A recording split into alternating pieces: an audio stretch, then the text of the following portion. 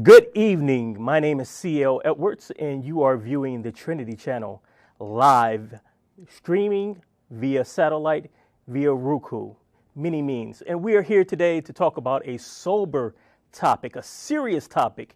As most of you already know, we've had a great tragedy that has taken place in Turkey, in Istanbul. A terrorist attack with 3 suicide bombers wearing suicide vests killed almost 50 people and injured well over 200 people. Very evil attack, and our hearts and our compassion go out to the victims. They go out to the survivors. They'll go out to those who are in the hospital, the workers, the ambulances, the doctors, everyone who's working to try to treat these people. Our prayers and our compassion go out to them. But when things like this occur, it's not enough just to broadcast that another terror attack, another jihadi attack occurred. Several of them have occurred over the last week. Multitude upon multitude of jihadi attacks have occurred over this past month of Ramadan, and we're at the end of Ramadan now. But it's for us to ask the questions, why? Why is this taking place? Because when we look to the mainstream media, we get several different voices. When we look to the leaders of the West, like the President of the United States of America, Barack Obama, we hear all different types of explanations for what is going on and why these jihadi attacks are taking place. If you listen to one group of people, they'll say, these are just isolated incidences. These are people who are off their rocker. They want to be jihadis. They want to be mujahideen, and they're crazy. But it has nothing to do with Islam. It has nothing to do with Islam. Get that out of your head. Don't say that. That's Islamophobia. But then you hear other voices who say, no, this has something to do with, it has more than just something to do with Islam. These are mujahideen.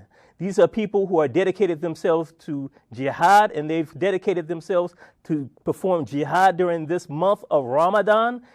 And ISIS made a proclamation on the web at the beginning of Ramadan, before Ramadan began, asking their affiliates, asking those who sympathize with them to perform attacks upon the kuffar, upon those Muslims they consider to be apostate. And this is the fulfillment of those who sympathize, who give their loyalty to al-Baghdadi, the leader of IS, and they're wreaking havoc all over the globe. Now, as evil as the incident in Istanbul was, that is not the only incident that has taken place within the last week. Did you hear me? Within the last week.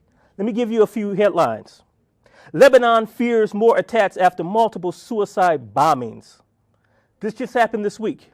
Lebanon government warned on Tuesday of a heightened terrorist threat after 8 suicide bombers targeted a Christian village at the border of Syria.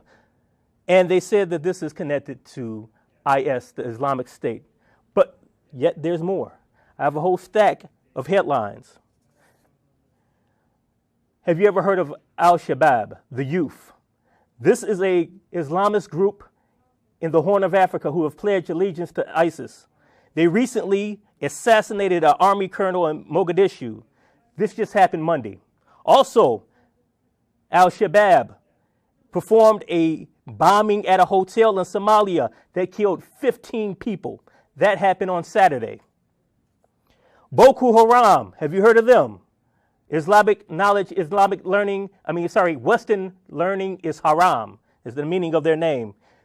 They're very heavy in Nigeria and the surrounding countries. Now, Nigeria has been attacking them and they've been pushed out. Now they're going into Niger, and they've entered into Niger and they've been wreaking havoc. They've been invading villages, reaping, stealing, raping, taking women as sex slaves, burning down the villages. They have caused so much havoc this week that the fishermen trade on Lake Chad has been shut down. And people are warning that because of their actions of Boko Haram, there's a chance that there could be a starvation crisis in this part of Africa affecting upwards to 20 million people if they're not stopped. In the Philippines, a Filipino mujahideen had 2 hostages, 2 reporters, a male and a female. They let the female go, and they recently, just as of today, as just reported, they beheaded her boyfriend. They beheaded him. This is in the Philippines. Grenade attack in Malaysia. A bar was blown to bits through a grenade attack to someone who put on Facebook that they pledged allegiance to ISIS, the Islamic State. Islamic terrorist in Germany. A market near a mosque, across the street from a mosque in Germany, has been raided, and they found a stockpile of weapons, military-grade war weapons. And that's just, I have tons of more headlines I could go through. That's just this one week, and that's not the whole entire month. We all remember what happened in Orlando with Omar Matin. Now, my first guest tonight is someone some of you may know and some of you may not know, and that is Christian Prince. He's written several books. He's been on the forefront of Christian apologetics. He's confronted Islam. Let's give a warm welcome to our guest, Christian Prince. Are you there, Christian Prince? Yes, thank you very much. God bless. And I want to say thank you for Trinity Channel for hosting this show. And I hope today we will learn the truth and only the truth, and the truth will set us free. Amen. Amen. Let us be. This is not Islamophobia. This is the exposure of truth.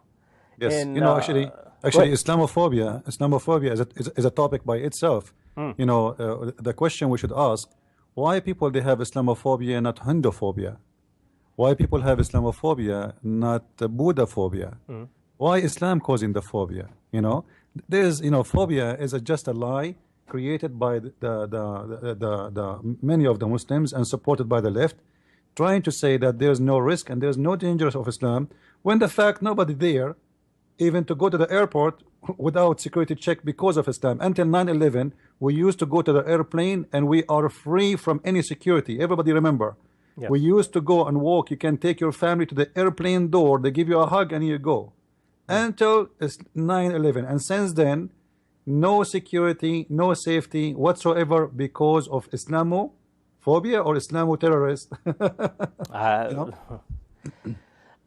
It seems like they would say that Islamophobia is an irrational fear of Islam, but it seems like it would be rational to fear an ideology that would cause over almost counting at this point 12 jihadi incidents in this 1 week. And I'm sure there are more that I haven't found. That seems rational, right? Yeah. It's everything is upside down, and these days the one who said the truth, they call him Islamophobia. Yes. So if saying the truth is Islamophobia, no problem. You can call us whatever you want. And the fact, all of them, they are the one is suffering from Islamophobia to the point they don't dare. I mean, like, why they don't dare even to say in the TV station that Muhammad he ordered to kill? Why didn't dare even, like you see, like Russia TV, they say the Prophet Muhammad. They don't dare to say Muhammad. They have to say the Prophet Muhammad because they are afraid that somebody will hear them and will be upset. But they say the name of Jesus without saying anything. This is just Jesus. So they have no worry from saying Jesus, insulting Jesus, and attacking Jesus, because nobody have a phobia about it and nobody will kill them for it. And the fact the one who have a phobia is the Muslims. If we put a cross, Muslims get offended. If we read the Bible, Muslims get offended. If we ring the bell, Muslims get offended. If somebody eat pork, Muslims get offended. They are the one who get offended from everything, but yet we are the one who have a phobia. And Muslims, they start their day praying 5 times a day by cursing the Christians and the Jews. And yet we are the one who have a phobia, when in fact we are the one who pray for the whole world, including the Muslims, for safety and for better life and to know the truth.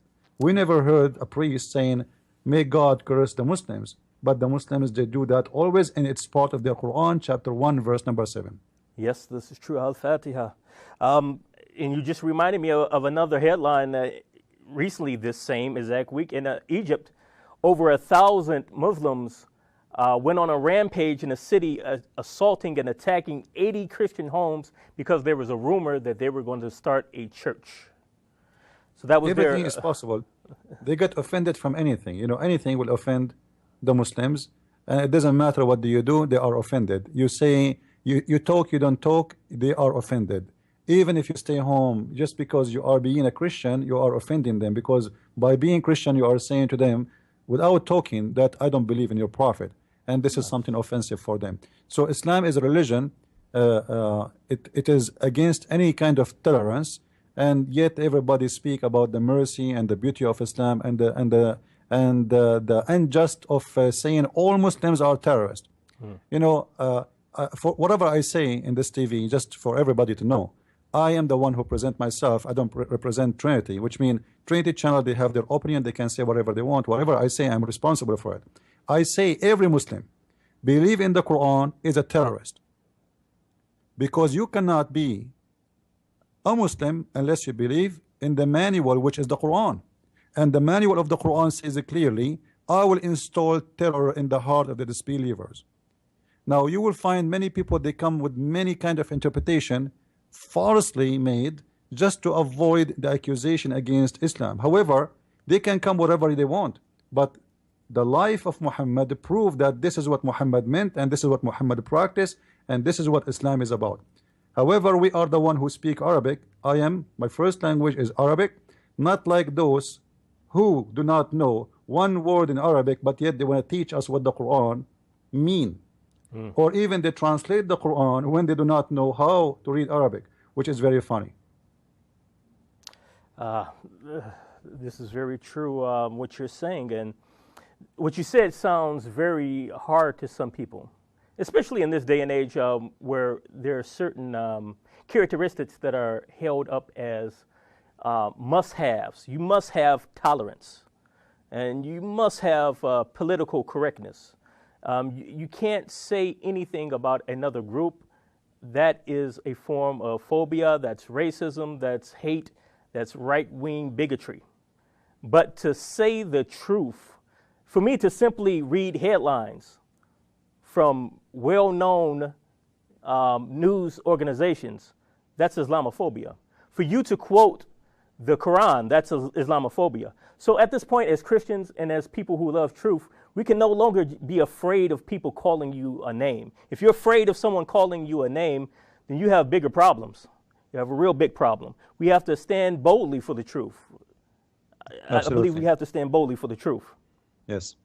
Now, do we have today a Muslim with us in the show, brother? Like I heard that you guys have a guest. Is he there or not yet? He's not here yet. He will be here in 15 minutes, God willing. Right. He will be in 15 minutes. You know, you remind me of something. Once I was doing a seminar, and that was in the Philippines, and there was a minister. He is from a Canadian church. It's called Anabaptist. Yes. So he asked me like about my seminar, what I do, etc. So I said I teach people about Islam, and then he said to me, I have a Muslim friend. You know, he said like he don't like what I am saying. So he said to me, you know what, I have Muslim friends. I said, you do, but they don't. He said, no, I have Muslim friends. I said, you do, but they don't. He don't understand what I'm saying. You know, he's not listening.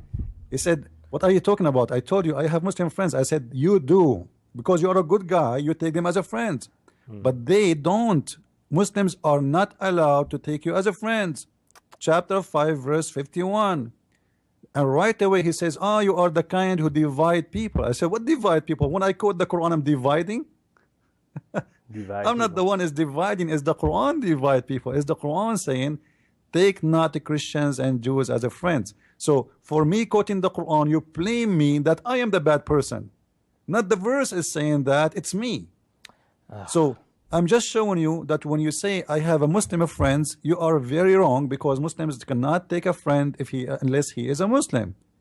And this is unless correct. they are lying to you. That is correct. So you say to me, I have Muslim friends. I say, yes, you do, because you are a good guy. You have a good heart. You are a Christian person. You take them as a friends. But Muslims are not allowed to take you as a friend, which means you are always considered as an enemy.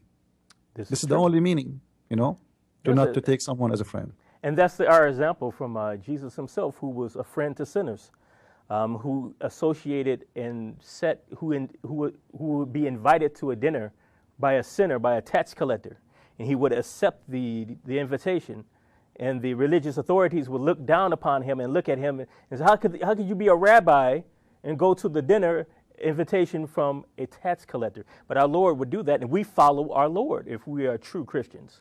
but they follow Muhammad and his companions. And they said to enjoin the good and forbid the evil. Correct. And the greatest form of enjoining the good and forbidding the evil is with the hand, physically. If you have the power and you have the ability, it is wajib upon you to stop evil and to put into effect the good, and the good is the Sharia.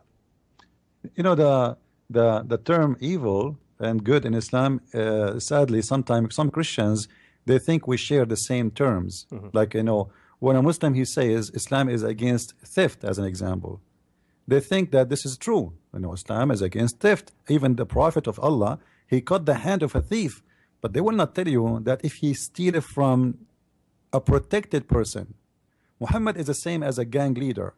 If you are under his protected deal, which is converting to Islam, he protect you. You are part of the gang. But if you are not part of the gang, then somebody stole it from you, it's okay. Actually, he encourages men to steal from those who they are not part of the gang, which means they are not Muslims. So the word stealing does not have the same meaning in Christianity and in Islam. In Christianity, it doesn't matter you steal it from who. It is bad. It's against God. It's a sin. You steal it from a Muslim, you steal from a Jew, you steal it from a Hindu, it doesn't matter. You are a thief. In Islam, no. You are a thief only if you steal from someone he is protected by Allah, which means he is a Muslim. In Islam, adultery have different value, which is, you know, like in Christianity, Jesus, he said, if you look at a woman and you wish her, you committed adultery with your heart. Muslims, in their Qur'an, they believe in something it's called al-lamam, which means a Muslim, he can look at a woman, he can play with her body. I don't want to speak in graphic. He can touch everywhere, and as long as he don't have sexual intercourse, this is not adultery in Islam. This is a small fault. So adultery in Islam have totally different meaning too, you know, and that can goes for everything. Even lying. Jesus said even you cannot take an oath. Either you say yea, yea, or nay, nay. You don't say by name of God, and you don't lie. Because any lie is coming from the devil. Muhammad, he said, you can lie in 3 cases: to your friends, to your family, and your enemy. And for God's sake, who left? Who's left? If you can lie to those 3, that's a good point. Nobody is left, you know? This is a good point. There's nobody left. I don't know if this was the surah that you were referring to. No, this is in the hadith. No. I'm talking about something you said earlier about terror, striking terror in the heart. But I was looking at Surah 8, 12, and 13, where it says in the English translation, remember when your Lord inspired to the angels, I am with you, so strengthen those who have believed. I will cast terror into the hearts of those who have disbelieved. So strike them upon the necks and strike them upon every fingertip. This is because they oppose Allah and his messenger. Whoever opposes Allah and his messenger, indeed Allah is severe in penalty.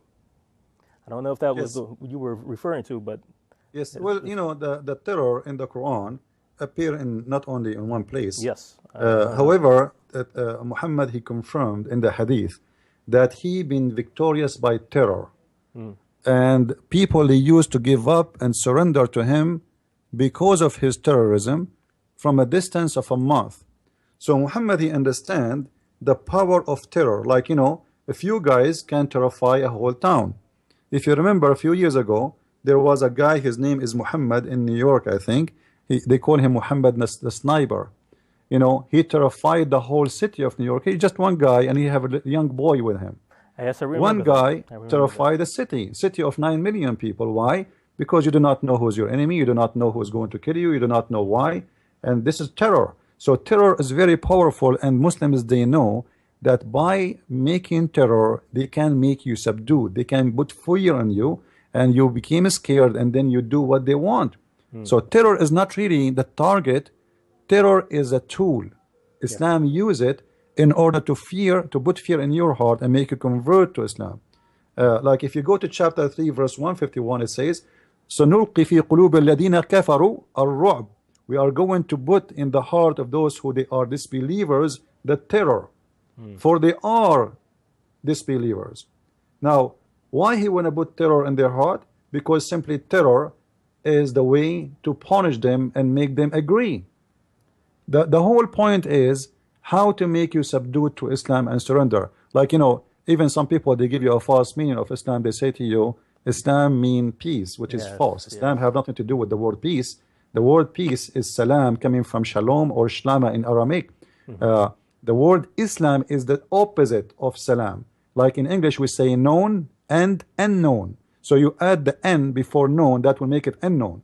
This is exactly the case of Islam. Salam is the word mean peace. Islam is surrender. It's the opposite.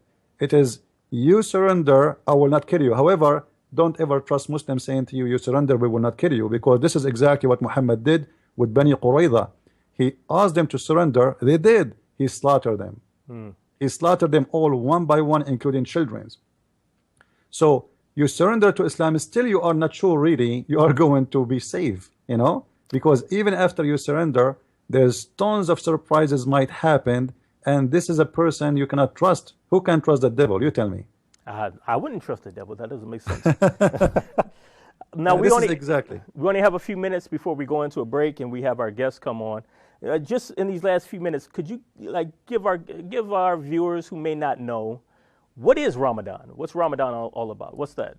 You know, I wanted to hear from the Muslim interpretation of Ramadan because we will have him soon. However, supposedly Ramadan is a month where Muslims, they fast for a certain time of days and for certain hours during the day, which means the sun rays to the sunset, and they fast from all kind of activity involve food or drinking or even sexual relationship.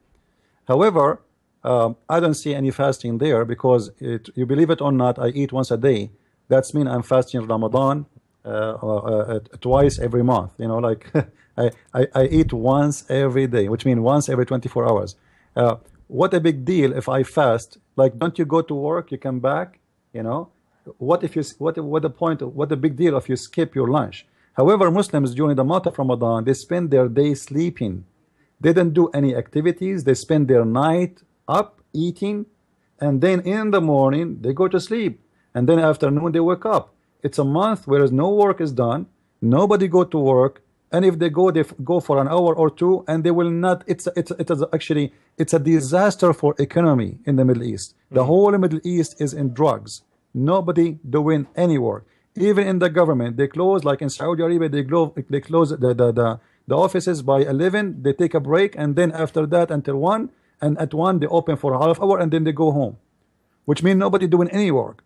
So the whole country will be in a sleep stage, and yet they say to us, you are fasting. You know, fasting is someone, he go to work, he work hard, he sweat and etc., but not the one who spend the night up watching TV and movies and eating as much as he can. Actually, in the month of Ramadan, all Muslims, they suffer from the increase of weight because they eat up normal. They don't eat the way it is.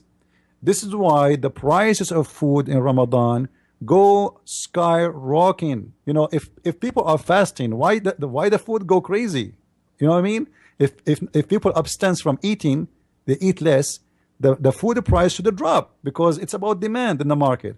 So if nobody is buying, like I used to buy 1 kilogram of meat, let us say, now I buy half pound, or you know. So if my food decrease, then the price of food should decrease too. But because my food is increasing, the price of food increase, and it not only increase, it goes so crazy. So this month, it's not a month of mercy no more, because the poor guy, he suffer.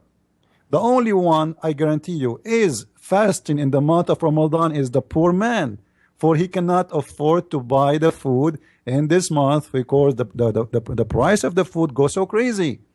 But the rest are not fasting at all. They spend the whole night eating the best of the fruits, the best of the meat, watching. If you see the TV in Ramadan, in the month of Ramadan, you will not believe it. Belly dancers. Where is Ramadan? Well, you know, it is the month of hypocrisy. I remember when I was a kid, once we were leaving a house of a Muslim boy. He is in my age, and then he said, wait. I said, what? He said, I have to put some salt on my lips. I said, why? He said, it's Ramadan. I said, so? He said, I don't want people to know that we were drinking tea. So he put salt in his mouth to make it look dry, and then he said, don't talk to me now. I have salt in my mouth. So until when he's done, I said, "How you learn this?" He said, "My dad he do it too, and my brother he do it too, and my mom do it too." So everybody put salt in their lips before they leave the house, in order to show themselves that their lips is dry and they are fasting and they did not drink the whole day. But in fact, nobody is fasting. It is a month of hypocrisy. Oh, and we know that the Lord Jesus Christ said, which is recorded in the four Gospels, he said to his disciples and all those of Israel who were gathered together to listen to him, he said regarding fasting, he said when you fast and when you pray also, to not let it be known, not to show off to others. In fact, he said, do the opposite of what you just described. He said to get yourself together, wash up, straighten yourself up while you're fasting, so so you don't project to everyone that you're in a state of fasting. But we see the differences between the Christian worldview and the Islamic worldview. Now, we only have a few seconds before we go to the break, so we're going to go to a break for now. And when we come back, hopefully we'll have an additional guest, our Muslim guest, who will be with us, and we will continue this dialogue. So please don't go anywhere. Stay tuned. You're viewing the Trinity channel. I am C.L. Edwards of CallingMuslims.org. Thank you very much. To our viewers all over the world, you can watch us by satellite through the following frequencies. For North America and Canada, please join us on the Galaxy 19 satellite, frequency 11966 horizontal. For Europe and Middle East, join us on the Hotbird satellite, frequency 12111 vertical. For Australia and New Zealand, please join us on the Optus 2 satellite, frequency 12546 vertical. For more information, please call the number on your screen or visit us at trinitychannel.com.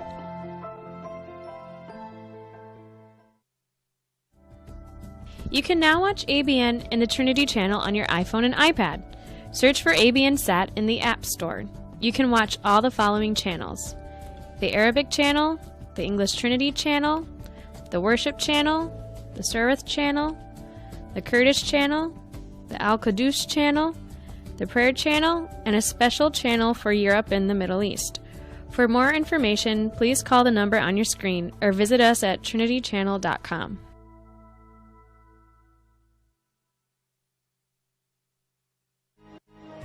To all our viewers, you can now watch our shows on the following platforms, such as Android tablets, Android boxes, Android phones, a Chromecast stick, your smart TV, or a Roku stick.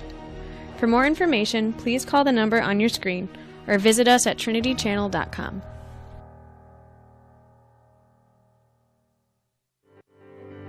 ABN viewers, to watch free reruns of our marathon shows, apologetic shows, and English programs, go to www.youtube.com and type Trinity Channel. Here at ABN, we make it easier for viewers like you to watch programs. For more information, call us at 248-416-1300. Yes, welcome back to the Trinity channel. I am C.L. Edwards from CallingMuslims.org, and you are viewing a terrific show today. We are talking about Ramadan, and we're talking about some of the jihadi terror incidents that have occurred over this past Ramadan month. If you didn't know, if you're not Muslim, you don't know about these things, we are in the Islamic month of Ramadan, and it has been a very bloody month. Now, that's not Islamophobia. That's just me stating a fact. And if I'm not allowed as a Christian to state a fact, then we have a real problem. I'm not the one who's being the bigot. You're the one that's being the bigot. And I have the right to say that you're being bigoted towards me. And I have the right to stand up for myself. Now, we are expecting some guests to come in. They haven't quite arrived, but very soon we will have in-studio guests, Dave Ajami and Adib Yaksil. And Adib is a Muslim of Turkish descent, and we are hoping that he'll be in. But we do have Dave Ajami, who will be in the studio here with us to continue this discussion. Now, for the last half an hour or so, we've been talking with Christian Prince, a Christian apologist extraordinaire, author, a speaker, and a all-around scholar of Christianity and Islam. Christian Prince, are you still there? Yeah, I'm worried that our Muslim guest will not show up because you scared him. He was looking at the live stream, and maybe you said something that was very offensive. I don't know. No. I don't think what I said. I think he did search about me because this is what Muslims do. If you remember ABN before, they offer Shabir Ali a debate with me, and then he accept, and then he send an email to ABN saying to them he is busy right now doing PhD, and since then he is doing PhD and he never finished. You know, this is the case of all Muslims. So I hope that I'm wrong, and he will show up. I hope he's listening, because it's not nice to promise us to be here. And I understand you are Muslim Qur'an only, and supposedly that will make it more difficult on me. Don't worry, you will be supported by Allah and His Prophet. You will win. And we are not debating anyway. We are going to have a nice conversation, and we will see what the month of Ramadan is about. So I encourage the Muslims not to fear. Like, you know, if you have God in your side, who could be against you? Yes. Right? Yes. So don't fear anyone. If Allah is a true God, for sure you will win. Now, for me, in my case, I have no fear because I believe strongly in my Lord, and I believe strongly if Lord is with me, who could be against me? Amen. So be with us and show us, and at the same time, I encourage the Muslims to be real, you know. I mean, stop being hypocrite, trying to sell out Islam to the West. I want to see a real Muslim who want to say things as it is. But it's hard to find some Muslim who will say things as it is to you. Yes. Well, well, as it was reported in the Hadith, Muhammad himself said that war is deception, and from the jihadi, from the mujahideen standpoint, they are at war with Christians and non-Muslims and the kuffar. So there's a different motivation and a different tactic. Now, I said earlier that we were going to have Dave Ajami live in the studio. I guess that has been changed. We do have Dave Ajami, but he is with us live via Skype. Now, do we have a connection with Mr. Ajami? I'm here. I got you loud and clear, and it's Ajama, but I got you. Sorry. No problem. Charge it to my head, not my heart. There you go. There you go. Now, we have been discussing Ramadan. We've been discussing what's been going on for the previous month. I read off headlines from the previous week of all types of incidents that have taken place.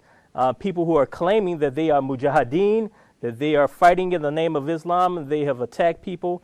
Recently, we just saw a very grave tragedy that took place in Turkey, and our prayers are with the victims and those who are injured and those who are having to deal with that. We don't wish death or destruction upon anyone. Our prayers are for them, but a recent ISIS-related attack, according to government officials, they're saying that this most likely took place or was orchestrated by ISIS in Istanbul. Can you give us your standpoint, your reaction to this recent attack and the whole idea of Islamic jihad in principle? Who are you asking that to? I'm asking it to you. Okay. Yes, sir. Well, first of all, I'm surprised that Turkey is basically buying oil from ISIS in the background and supporting ISIS for jihad by doing that. But I think they just got a wake-up call that ISIS is attacks anybody they want to attack. But I think it's important for people out there that are listening in the United States to know what Ramadan really is. And that's really supposed to be the Holy of Holies, if you will, where they get together and they basically fast from sunrise to sunset. But just before sunset, they usually get up early in the morning, eat a big breakfast, and then they abstain from drinking, eating, smoking, and sex between dawn and sunset. Okay. And then after sunset, then they go ahead and eat and feast again. So it's not really a fast like we think of that Jesus went through when he was in the desert. And another thing I think people need to know is during Ramadan, for example, there's hundreds of thousands of sheep that are sent to Saudi Arabia during Ramadan for slaughter from both New Zealand and Australia. And that what they slaughter, they kill, it's not an atonement for their sin. Like we believe as Christians that Jesus died once and for all, and all those Old Testament ideas of slaughtering an animal and putting your hand on their head. It was just an image of what Christ was going to be in the future. So we don't believe as Christians anymore that you have to slaughter any animal, because it just pointed to Jesus Christ as the ultimate sacrifice for our sin. But when they do kill all those animals, they're supposed to give 1/3 they eat, 1/3 they give to friends, and 1/3 they're supposed to donate to the poor. Well, obviously when you slaughter that many animals, hundreds of thousands of them, the meat rots and it really doesn't go to the poor. But during Ramadan also, they're supposed to consider giving money for like a tithe, what a Christian would give, an alm, if you will. And that's 2.5% of their income. However, 7.5% of the 2.5% goes to jihad. And if they are in war, which they would say they are with the infidels at the present time, all of the 2.5% can go to jihad. I think people have to understand that, looking into the future, that they're really taking money for jihad. And the other thing I think you have to understand, that the worst times possible for terrorism is going to be the last 10 days of Ramadan, because that's the point where they all sit down and they pray to their God, and they're hoping for an encounter with the same angel that Muhammad had, supposedly. And if they get that encounter, they know they're going to heaven. If they don't get that encounter, then they're not sure they're going to go to heaven, because their way of going to heaven is only two ways. One, they have to earn their way. They must say there's no God but Allah. They have to pray 5 times a day. They have to give alms, like I just said. They have to fast during Ramadan. They have to make a pilgrimage to Mecca. Or they have to do jihad. Now, when they're waiting for this angel to speak to them in that last 10 days and they don't get that answer, that's when they're going to say, well, I guess I'm not going to go to heaven, or I'm not sure. If Allah's not in a good mood, I guess the best thing I can do is do jihad, because then I'm sure I'm going to go to heaven. And I would like to say to the Christians out there, that's probably the best time that Christians need to be on their knees and praying for the Muslims, because they're open to visions and dreams. Unfortunately, they're not going to get the visions and dreams from their God, their anticipated God. We hope that they get a vision or dream from Jesus Christ and the Holy Spirit. Amen. Amen. Thank you very much. Now, we do have a Skype connection with our third guest who is with us today, Mr. Idip Uksel. I don't know if I pronounced your name correctly, but you can come on and correct me if I'm wrong. Are you there, Idip? Yeah, I am there. I'm trying to record it too. I don't know whether the quality of recording would be better than yours. Okay. Hi, the gentleman who is talking, I didn't get his name. My name is Edip, E-D-I-P. Last name Yüksel, Y-U-X-Y-U-K-S-E-L. It means author excel, Edip Yüksel. Okay.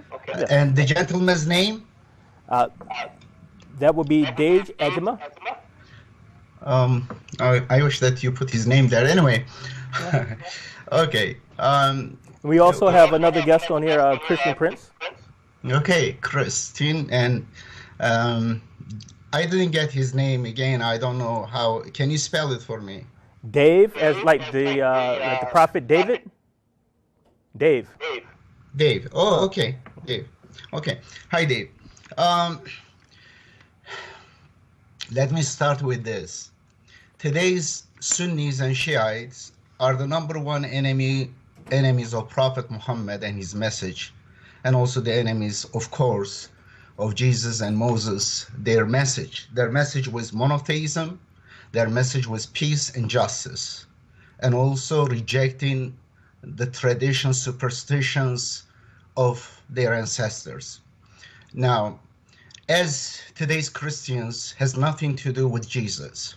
Like the Christians who bombed Iraq, killed 1 million people, hundreds of thousands of children and women killed by those, they are not Christians. Or those killed who showered bombs, napalm bombs on Vietnam, they are not Christians. Or Moses has nothing to do with those Jews who went 2 years ago to Gaza and killed 2,000 people, claiming that there were peanut-sized rockets coming, and killed no one except 2 soldiers while they were killing the Palestinians, and 500 children they killed. They have nothing to do with Moses. Or the Christians who burned the witches they have nothing to do with Jesus. Or Christians who burned Tyndale, the first translator of the Bible, they have nothing to do with the same with Jesus. So, Or those what who are I'm getting from you is let me finish. Or Okay, those okay. who are making billions of dollars from military weapons, production of it, and selling around the world and creating wars in order to sell more. They have nothing to do with. There are tens of millions of people in the United States alone making big money out of these weapons that these terrorists are using. However, when I look at the word terror, what is the terror? Like in just last 20 years or 15 years or last century, Christians killed 666 times more than Muslims killed. Just look at the two world wars, Christian wars, just recent wars, Christians. No, let me ask you a question, because you said a lot of things. Let me ask you a question. Now, you just said that Christians killed more than Muslims over the last 100 years, but at the same time, you said that those people who did those bombings in Iraq and those people who did bombings in Vietnam and different places, they weren't Christians. So I'm confused at that point. Could you clarify? You're saying that Christians have killed more people over the last 100 years, but in the beginning of your monologue, you said that those people were not Christians. The newborn Christian president of the United States, which supported the newborn. Do you hear me? Yes, I hear you. The newborn Christian president of the United States, Bush, and his Christian supporters who prayed for him, voted for him. He made up Muslims voted for him too. He invaded Iraq. He killed 1 million Iraqis, according to Doctors Without Borders. A question for you Christians. Did you condemn them as one of the biggest terror acts in history? Did you condemn? Or did you condemn 2 years ago when 500 children, Palestinian kids, were killed by Nazis? By Nazi sympathizers. So what I'm getting from you is that you condemn that. I am asking you the honesty. I'm an honest person. I receive death threats from ISIS because I tell the truth to Muslims. I tell the truth to Christians too. But you don't have the courage, the honesty to criticize your crimes. Okay, I don't have any crimes. But let me ask you. You said that. So what I'm getting from you, from what you said, is. Obviously, you do not consider ISIS or ISIS supporters or ISIS sympathizers or the people who are claiming to be mujahideen who have done over 12 terrorist acts this past week. You do not. It would be safe to say that you do not consider them to be real Muslims. Oh, like you are not a Christian either. You are Christian. You are not following Jesus either, because Jesus. I'm not following Jesus. No, you are not. How do you know I'm not following Jesus? You are fake like your ancestors were. Because you are following the teaching of Saint Paul, who is a hypocrite. Well, actually, my ancestors were African and they were enslaved by Muslims. What did you say? My ancestors were Africans and they were enslaved by Muslims. Okay, let me tell you. Here is slavery in the New Testament. In the Old Testament, there are numerous verses. But did you just hear what I just said? Sir, did you just hear what I said? You said that I wasn't a real Christian, and I'm an African American.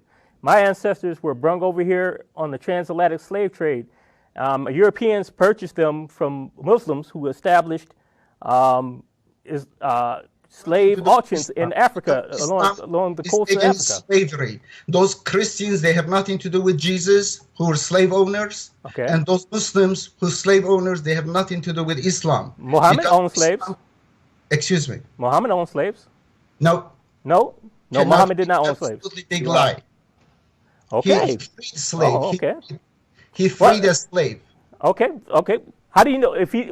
So where in the Quran does it say that he freed a slave? Okay. Now, do you want me to talk a little bit about slavery? No, I want you to answer my questions. Okay. Here is the Quran says slavery is the biggest sin, is the unforgivable sin. Okay. Because slavery is shirk, polytheism. If someone enslaves another human, becomes his lord. Okay. It is in Arabic. It is Rabb. Lord have mercy. You know Arabic. Who knows Arabic here? Abd means the slave. Okay. A person cannot be the abd of another other than God. If a person claims someone to be his abd, means his slave, he becomes like Pharaoh. Pharaoh was Pharaoh. He was arrogant. He was the worst people because he enslaved people. He claimed that he is the Lord of other people. Okay, I get you.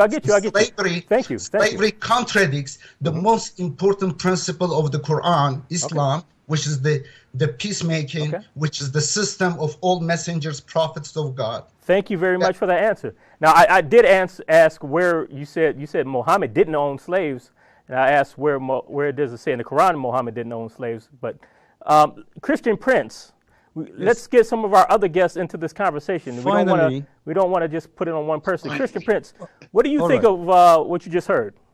Finally, you put me on air. I'm muted. I'm trying to share, and this guy is rambling all over. First of all, you are changing the topic, and which is a sign of hypocrisy. Number two, you Muslims, you remember America that attacking Iraq, when the Iraqi, they came and kissed the shoes of George Bush to go.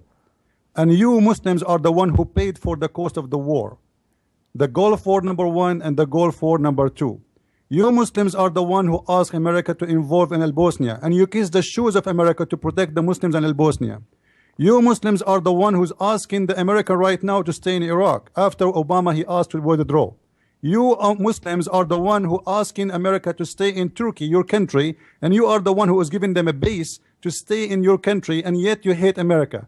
You Muslims are a bunch of hypocrites, and you have no dignity. Number two, you are a person who says that you Christians, you kill more.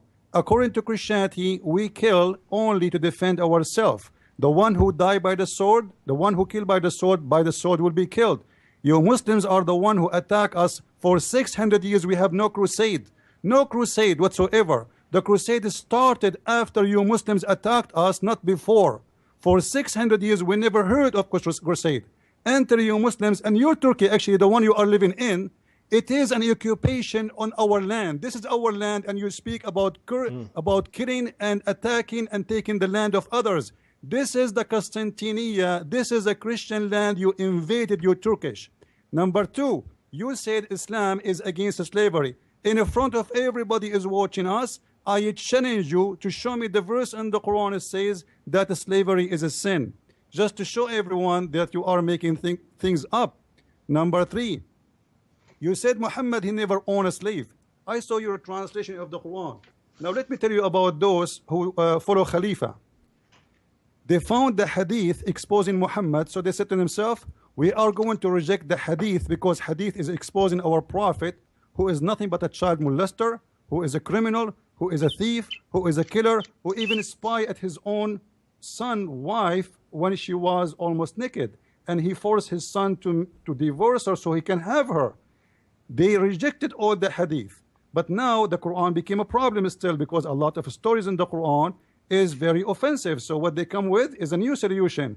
Let us change the meaning of the Quran. So this guy, he come with a new interpretation of the Quran and a new translation which fit with whatsoever with nothing. And he just said, we heard him, that the Shia and the Sunni are the enemies of Islam. He did say that. Who is left? How many like you in the world who believe in what you believe? 1,500? So according to you right now, all the Muslims are nothing and they are not Muslims. You are the only one Muslim left in this earth. So who care for you? Who count? You count for no one. You don't count for the Muslims. You don't count for anyone. Nobody accept your theories and your lies because simply you cannot support it. And now, let us go for academic talk. You said that the topic today is the month of Ramadan, and until now you said nothing about Ramadan. Now I challenge you, you as a Quranic person only, who don't follow anything except the Quran, to tell me where in the Quran it says you have to fast the month of Ramadan as 30 days from the sunset to the sunrise, and you don't eat, you don't drink, you don't etc. Can you show me? You cannot. So you are talking about fasting, but you do not know where to get fasting from. Can you show me a proof? And I would like the host to give you the mic back. I want to see from the Quran, Mr. Quran only, show me where in the Quran it says to you how to fast, when to fast, and where to fast, which mean the timing, the location, how to do it, how to stop, when to start. Can you show me? Gentlemen, yes, Mr. Adib, you're back. You accuse me of hypocrisy. Exactly you did. You made up many lies against Prophet Muhammad, against the Quran. You put them just like bullets, boom, boom, boom, boom, boom, all the lies, all the distortions. And then you end up about fasting. You want me to talk about fasting. No, I will not talk about that. It is not an issue. Don't fast. Not important. Sure. The title of the show is Ramadan. No, I am going to expose your hypocrisy and your lies. Here it is. You said in the Quran, you don't have a verse, correct? About the slavery, against slavery. Okay, let me give you the verse numbers. 379. A prophet cannot make people servant to him. 379. Chapter 3, verse 79. Chapter 4, 3, 25, 92. Chapter 5, verse 89. Chapter 8, verse 67. Chapter 24, verse 32, 33. Hold on. Verse You're spitting out verses, and the audience can't hear what you're saying. Hold on. The disbelievers, the ingrates, we do not free slaves. Can you put me on? Okay. So, we got your answer. We didn't understand half of the verses you said, but we got your answer. So, Christian Prince. Yes. Listen. This guy, he have no dignity whatsoever. Listen carefully. He quote for us Quran chapter 3, verse number 79. Obviously, he don't speak Arabic. He do not know what Arabic is about. This one, it says, those who say, ما كان لبشر أن يؤتيه الله الكتاب والحكم والنبوة ثم يقول للناس كونوا عبادا لي. There's no for a prophet to say, be my slaves and worship me. This is not about owning slaves. You are a very funny Muslim. Read it carefully. It says, and even in your translation, it says that. You see how hypocrite you are? Don't be a servant slave to me to worship me. Don't be a ibad. Cannot worship Muhammad. Listen. Ibad, the word ibad in Arabic, it's mean worshipping. It's coming from slaves, yes, but to be my servant worshipper, not to be my slave. And to show you that you are making things up, all the list of the verses you mentioned have nothing to do with what we are talking about. If we go right now to the Quran and we search for وَمَا مَلَكَتْ أَيْمَانَكُمْ. Now I know you will say to us that مَلَكَتْ أَيْمَانَكُمْ does not mean own a slave. The Quran says in different verses, if you could not fast, you have to free a slave. So how you can free a slave if you don't own a slave? That would be very funny and very naive of you to say. مَا مَلَكَتْ أَيْمَانَكُمْ. Listen, just wait. It says in the Quran, it's forbidden for you to have sexual relationship with married women except those who you own, which means even they are married, you can have sex with them. I heard you speaking last week with Jay Smith. You said those are women, you have a contract with them. What do you mean contract? Are you saying in Islam you can have a contract with married women? Can you have sex with her? Contract. Are you saying in Islam you can have a contract with married women, right, and she is married and you have sex with her based on a contract? That would be the most dummy funny answer ever I heard in my life. The Quran is so clear, all the Muslims can go and read all interpretation around the earth by Muslims, not by Christians.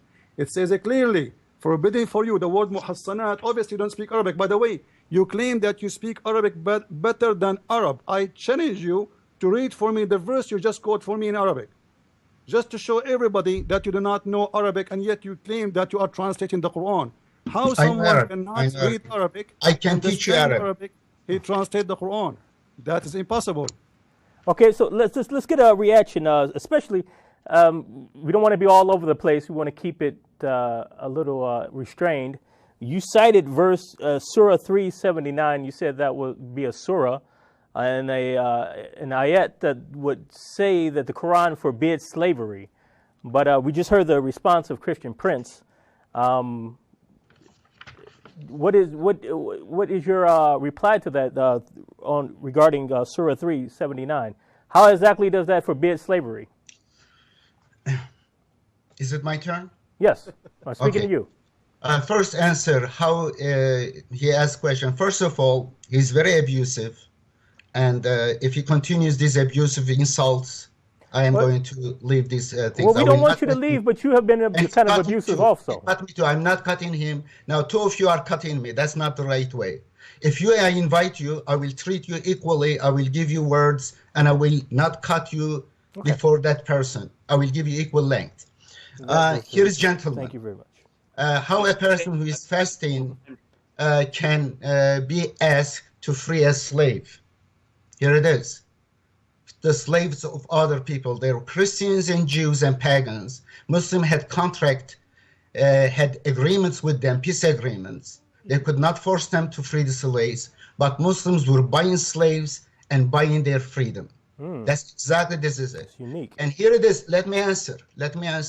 I give you in this book, I have all the verse numbers. Here, I know that you will make noise and it will not go anywhere. But I ask the readers, go channel19.org website. Over there, this is a PDF free available. Go check it. I give you all the things. In fact, slavery came from Christianity, from Judaism. Stoning to death, borrowed from you, has nothing to do with Quran, or killing apostate, again for you. I have lists of verses from the Old and New Testament, and it is a shame that you are like Sunnis that you are criticizing. You are no different. When you have power, you will be like them, and you were in the past. The reason you don't do right now, you have a proxy killers for you. Proxy killers are the governments. All right. Okay, Listen, thank you. Okay, thank you very much. But we do have a caller.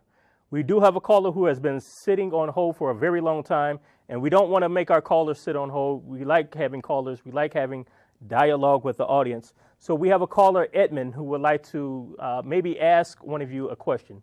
Do we have Edmund on the line? Do we have Edmund on the line? Nope, he's gone. Sorry about that. Unfortunately, we couldn't get to you, Edmund. As you can see, we're having a very lively dialogue. But Idib, he says he has all the answers in his book. Let me answer, please. Yes, go ahead, Christian Prince. Listen, I want this guy, he claimed to speak Arabic, to read for us chapter 2, verse 178, to show everybody that you do not know Arabic, you have nothing to do with Arabic, and you can try your best to read it for us. And you will see the answer of all the claims you said. And by the way, you are saying we are the one attacked you. When the host gave you the microphone, you called us killers, you called us thieves, you call us corrupt, you call us criminals, you call us all kinds of names. And when we respond to you, you cry, and you are going to close the door and leave like a child. That is not an act of an adult. Be a man and stay there and answer me. And let Allah be with you. He will help you. In chapter 2, verse 178, it says, all those who you believe. You can read your translation, by the way. Huh? Read your translation. Come with your fabrication. Let me read the Arabic. Prove you sure, that go ahead. Go ahead. That you are making up all the time. Even right now in front of me, you made up a lie about me. Go ahead. يا أيها الذين آمنوا كتب عليكم القصاص في القتلى الحر بالحر والعبد بالعبد والأنثى بالأنثى فمن عفي له من أخيه. Stop. Listen. What al-abdu bil-abd wal-hurru bil-hurr mean? The free with the free, the slave with the slave. Thank you very much. It's not your slave. Listen carefully. Okay, guys. One person at a time. We got to have one person at a time. One person at a time. If a Muslim, he kill a free man, the free man will be killed. In the case of a slave, if a Muslim, he kill a slave, his slave will be killed. This is the madness of this religion. They got the law of Moses wrong. Eye for an eye. It doesn't work this way. So in this case here, it says if a free man kill a free man will be killed. But if a free man kill a slave, his slave will be killed. So how you say to us, Islam is against slavery, and Islam making a rule differentiate between a free and slave even in the case of murder. So if a free man kill a slave, a free man will not be killed for killing a slave. Instead, we will kill his slave, for it is eye for an eye. So you kill my slave, I kill your slave. And this is showing us how clear the lie you came with, saying that in Islam we are against slavery. Now, you know what? Everybody can go and read all translation of this verse by anyone they choose, and they will see how come you, Khalifa followers, you come with on your false fiction. And you are the one who said the word there is abd. And you are the one who translates saying slave for a slave. Thank you very much. Now, listen carefully. Today we are talking the whole point. Okay. The whole point. Okay. The whole point. Christian Prince, can I just interrupt you one quick second? We have to go to a break for one moment, and we can come back and we can get some answers, and we can ask some more questions to have some more dialogue. And in fact, we can ask Dave, who's been patiently sitting there quietly, his take on what's been going on so far. But we're going to take a break real quick, and we're going to come back. So don't change the channel. Don't go anywhere. You're watching the Trinity channel. To our viewers all over the world, you can watch us by satellite through the following frequencies. For North America and Canada, please join us on the Galaxy 19 satellite, frequency 11966 horizontal. For Europe and Middle East, join us on the Hotbird satellite, frequency 12111 vertical. For Australia and New Zealand, please join us on the Optus 2 satellite, frequency 12546 vertical. For more information, please call the number on your screen or visit us at trinitychannel.com.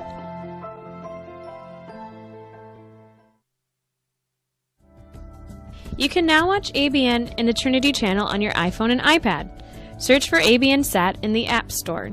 You can watch all the following channels: the Arabic channel, the English Trinity channel, the Worship channel, the Surith channel, the Kurdish channel, the Al-Quddus channel, the Prayer channel, and a special channel for Europe and the Middle East. For more information, please call the number on your screen or visit us at trinitychannel.com.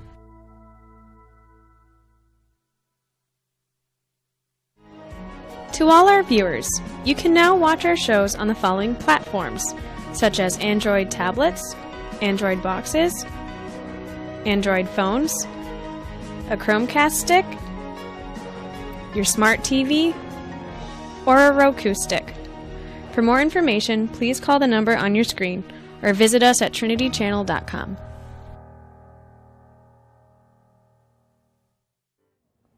ABN viewers, to watch free reruns of our marathon shows, apologetic shows, and English programs, go to www.youtube.com and type Trinity Channel. Here at ABN, we make it easier for viewers like you to watch programs. For more information, call us at 248-416-1300.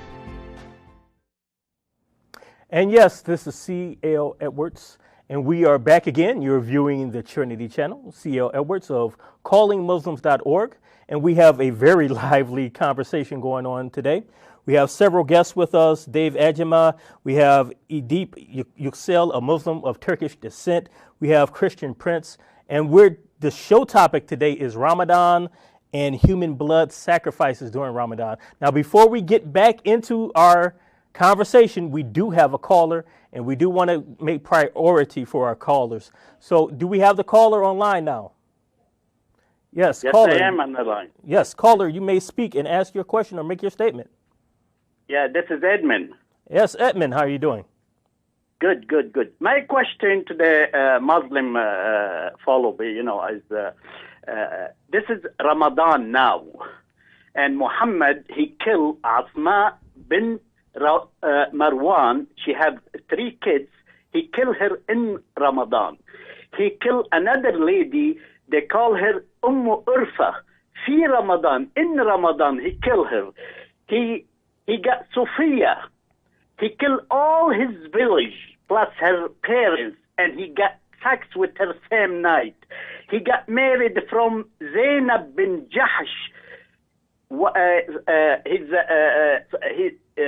think his son's wife, and I want to know, and he got married from Aisha, is 9 years old. I want to know, he's a prophet or he's a double? Okay, and that's your question. In the Qur'an, they say, أيها النبي حرض المؤمنين على القتال. He understand what that means. And في آية تانية بيقول فيها القرآن: وأعدوا لهم ما استطعتم من قوة ورباط الخير ترهبون عدو الله وعدوه. ترهبون, that means it's a violence, it's a terrorist. Okay. I want to know, he's a prophet or he's a double? And thank you. Thank you very much for calling in. Now, I think I know what Edip's answer is going to be, since he rejects the Sunnah and the Sunni position, but let's hear it directly from him. Adib, did you get to hear the caller's statement in question? Yeah. First of all, the verse about, do you hear me? Yes, I hear you. The verse about fasting, again, that distorted. It was a multicultural, multinational, democratically elected leader. Muhammad was in Medina, and Jews and Christians and pagans, like believers, they were free in their affairs. They were following their own system. Therefore, they had slaves, and therefore Muslims were supposed to go free the slaves. That is, and interestingly, you have verses over verses about promoting slavery in the Bible. And but the question wasn't about the Bible. The question wasn't about the Bible. Thank you for your answer, though. And fear of God, submit yourself to your masters, not only to those who are good and considerate, but also who are harsh. Okay. All right. Thank you very much. But let's hear from Dave Ejima. He's been quiet for a long time. You've gotten to hear the dialogue. You've gotten to hear our Muslim guest who has been here. What say you to all of this that's been going on? Well, the Bible says where there are many words, there is sin. And I heard a lot of that coming from the Muslim here from Turkey. But let's get to the heart of the matter. We're talking about Ramadan. So what is this time? This was the time Muhammad went from Mecca to Medina. It was the time Muhammad had his enlightenment in the cave. It was the time, the actual time that Muhammad thought about killing himself 3 times, but his wife said, don't do that because you're really hearing from God. And in the olden days, they were supposed to stop war between each other during Ramadan, but that didn't work very well because they kept fighting. So basically, that is a little bit of historical background. Yes. And what is going on now? June 14, 2016, in France, a 32-year-old Muslim stabs a girl because during Ramadan as basically a sacrifice, something he thinks he should do. Jihadists have left Syria for Europe to shed blood. A Somalian immigrant shot by a SWAT team in Texas at a Walmart. So far, 532 people killed during Ramadan. Turkish airport has just been bombed, and the Turks are buying oil from ISIS, which is funding the very thing that's bombing them. So the link between Ramadan and extreme violence in Islam has occurred in antiquity. And it just, when Muslims complain about violence, for example, to Muhammad, about fighting during Ramadan, Muhammad had a new revelation in 2:17, which states, it was those committing the attacks that were the true victims, because non-Muslims, by their sheer presence, were denying Muslims the ability to follow their religion. Now, how ridiculous is that? Others, for example, killing homosexuals was not a great sin because such temptation was a far greater sin. The Quran 3:110, Muslims must do right and forbid evil, and since we're not Muslims, we're evil, I guess it's okay to kill us. And what did the U.S. government just do? It warned citizens of increased attacks during Ramadan. Abu Muhammad al-Adani said, jihadists, get prepared. Be ready to make it a month of calamity everywhere for non-Muslims. So we're an equivalent of a blood sacrifice during Ramadan for these radicals. And I'd like to say one more thing. Yes. That he's exactly wrong. Islam has been the biggest killing machine in the history of the world. They don't even have accurate numbers, total accurate numbers, but somewhere between 270 million and 560 million people have been killed by Islam. And what was their sin? They weren't believers in Islam, therefore they died. And as far as slave, that's a whole different issue. Then I'd have to ask them, what are the Hemis? What's the Jiza? You can go into this. This man's way off base. Yes, truly tragic. But we do have a caller, and like I said, we do want to give priority to callers. Now, do we have our second caller of the night up online? 3, 4 people. Do we have another caller? 4 against 1. I guess we don't have our caller up yet. Hello. We do have our caller. Are you there? 1, 2. Yes, I'm here. What is your name? My name is Kishore. Sure. What is your question or comment tonight? My comment is the other person is still talking. I don't know. No, you're free to talk. Go ahead. Okay. Christian Prince, you're rock. The way you are researching the things, and it is really great. You are analyzing the things and all. The Muslim person who is doing this, he's not able to pull a single word from the Quran regarding the Ramadan. Could you explain where is the Ramadan thing, what Christian Prince asked? Okay. So you're asking what Christian Prince asked maybe 10 or 15 minutes ago about where in the Quran can we find the fiqh, so to speak, for Ramadan? How do we know when to fast, how long to fast, what fasting involves, when, and all the questions regarding fasting. Edib, do you want to answer that question about where do we find the methodology of fasting in the Quran? Boy, you are good in playing your game. You are No four games, people. no games. Listen, No four games. people, Hands four up, no people, games. 1, 2, 3, and the other 4 people, and then you threw all the lies and insults and using all Sunni fabrications freely, and then you want me to talk about Ramadan. No, you insulted Prophet Muhammad. You said he killed Bani Qurayza people. It is the biggest lie. It is, look at this, here it is. It is in how many 100 years later, 145 leaders in Ibn Ishaq. He died 151 years after Prophet Muhammad. He came up with the story of Bani Qurayza massacre, which is supposedly hundreds of Jewish people were massacred. This doesn't exist in the Quran. If there was an event like this, Quran refers to many events. But the studies shows, I have a journal article on 19.org, just research the home page, the first page, Qurayza, Q, and then you will find out this is an old mythology story, Jewish story, to the numbers and details, and they are exactly using the same old story, the pre-Islamic story, not pre-Islamic, pre-Muhammad story, and then accusing Muhammad of doing this. And then this gentleman, you say, killed his wives and sons. These are big lies, but what you do, you pick and choose among those books. According to those books, Muhammad split the money into half of it fell to Ali's backyard. These kind of silly, stupid books, but it is in your interest in order to project your own crimes. I hear you. Project But your we own didn't. crimes. But Christians didn't invent those stories. Those stories are in Islamic history It's not books. Islamic. They're in These are Islamic enemies of hadith Muhammad.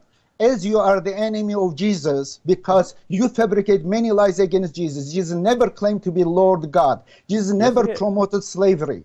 But St. Paul promoted slavery. Jesus never asked for money for teaching, preaching. But you do. You make religion as your business. Jesus never supported warmongers, but you support warmongers. Okay. We will let Christian Prince. I'll let you answer that. Yeah, in we just have, just one second. obviously. 1 second, Christian Prince. Just 1 second. We're coming to the end of our time with Dave and Edib. Unfortunately, they're going to have to go. But Christian Prince is going to remain, and I'm going to ask. We're going to let Christian Prince reply to some of the last things that Edib just said, that the things that are in the hadith are fabrications, that we shouldn't be bringing them up. Another curious thing he said, I don't know if you heard, Christian Prince, he said that Muhammad was a democratically elected leader of Medina. That was very interesting. I never heard that before. So let's say goodbye to our guests. We're glad you guys were on here. God bless you. God bless both of you. May the light of Christ be upon both of you. And we're glad for your input and your knowledge and your wisdom. In a few minutes, we're going to have you guys go off yet. But Christian Prince. Yes. Yes, sir. Listen carefully for what this gentleman said. We keep asking him, can you show us where we can find the Quran, the rules of the Ramadan? He cannot find it. He cannot bring it to us. And I'm really upset that he is leaving, because that is showing us that he's trying to run away from answering. Until now, the whole program is about Ramadan, but yet he did not answer us. He's a Quran-only guy. When I gave him a verse from the Quran, he said about the slave for the slave and women for women and etc. and free for free. He said, at that time, there was a Jewish in the city there, and this is multicultural, and Muhammad was elected. Where do you get this from? Is that from the history books or from the Quran? The Quran never says such a thing. So he is a fabricator. He do not know how to answer. Let me show you how hypocrite he is. I hope he will call back, and he will be a man, and he will call, he will continue. You can make it. Come on, call back and stay in the program. I want you to stay. Look, I gave him verse number 2, chapter number 2, verse 178. He said, this is not for the Muslims. This is he was elected leader, and he was judging between the Jews and the Christians. What a big fat lie what you came with. The first thing in the Quran, the verse, it says, Ya ayyuhal ladina amanu, all those who you believe. You've been forced to follow this. This is a law for the Muslims, not for the Christians and the Jews. I thought the Christian and the Jews are kuffar. They are misled, they are deceived, and you keep saying that to us. But the verse saying it clearly, oh who you believe, oh who you believe. Are you deaf? Are you blind? What's wrong with you? The verse stated clearly that this is an order for the Muslims. Number 2, when you speak about that we Muslims, we have a lot of fabrication in our books, is that an insult to us or to you? How we can trust that you are not just another fabricator as all the Muslims before you?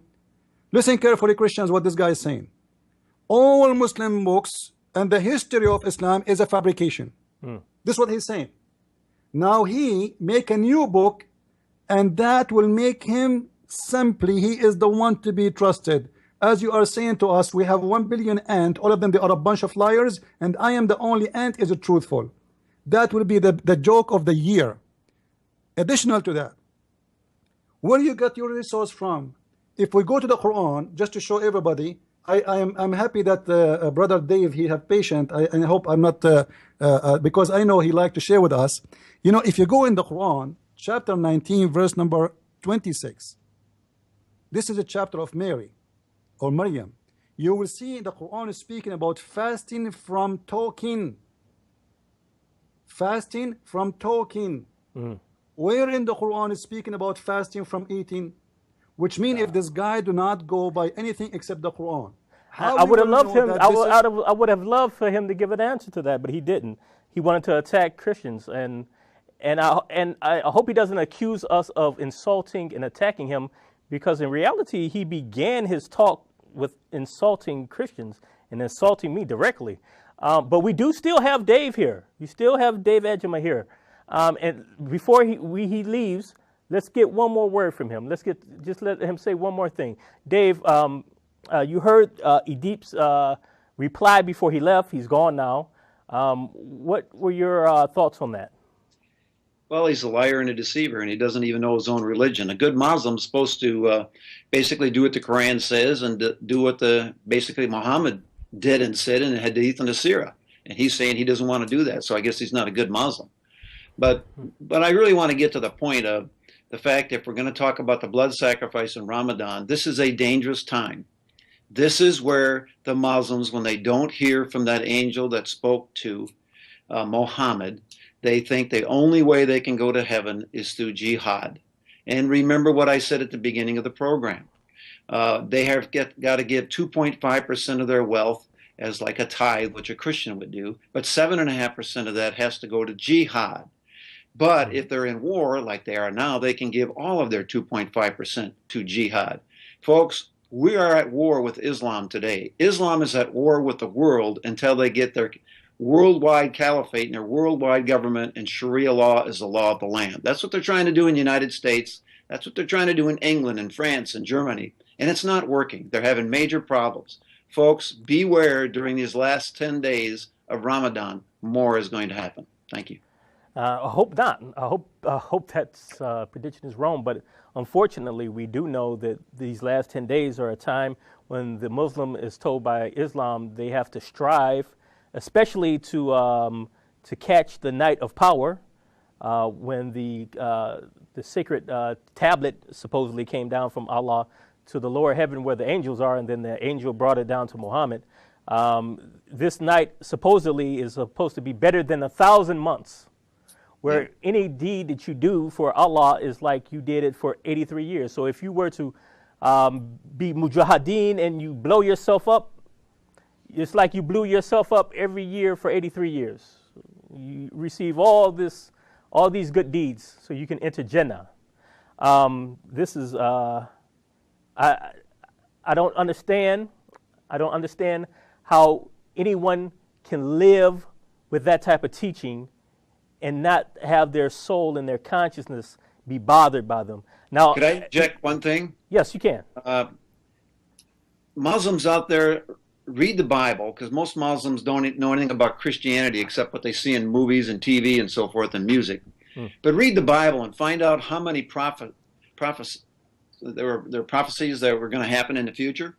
There's hundreds and thousands of them that occurred in Jesus Christ alone.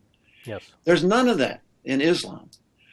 So the very fact, if you're a mathematical person, what's the probability of all these prophecies in the Old Testament coming true in the New Testament? It's infinitesimal. I mean, it's like 10 to the 27th power. It's like, it's got to be true simply because of all these prophecies that were prophesied in the Old Testament occurred in the New Testament, some in the Old Testament. There's none of that in the Quran and the Hadith and the Sirah. And when he says that Muhammad was a good man, he was a pedophile. He married a 6-year-old girl. He consummated the marriage at 9. He killed people. When he went back to Mecca, when they wouldn't serve him and accept him, he killed, what, 600 or 700 Jews with his then 12-year-old wife. So, folks, just study the scripture, pray, and if you hear from Allah, ask to hear from the God of Abraham, Isaac, and Jacob.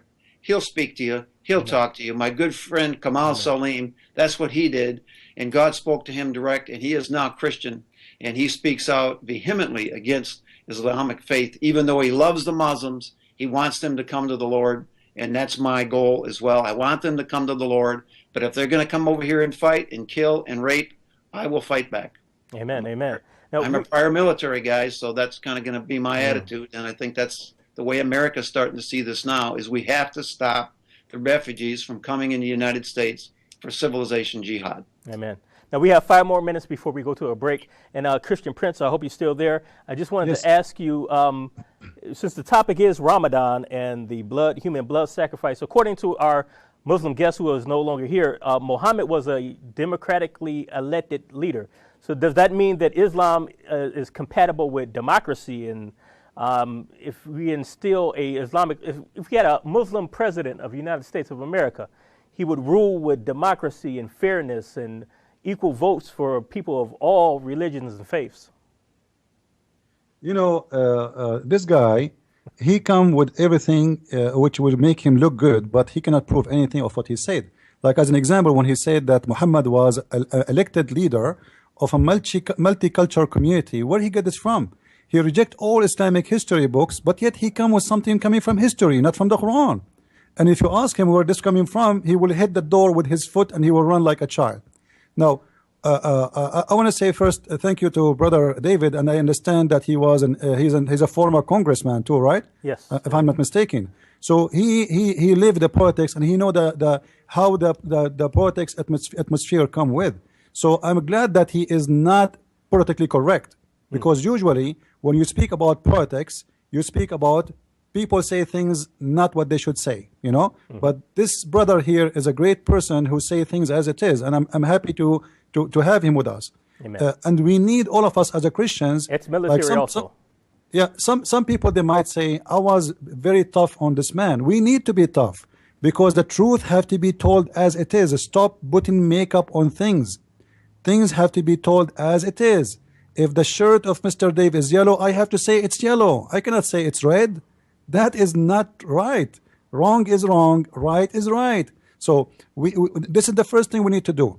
Now, what he said about his democracy, the Quran say clearly that wherever the prophet he give you, you obey, and wherever the prophet he forbid you, you forbid. Yes. So where is democracy? He's not even asking them, can I do that?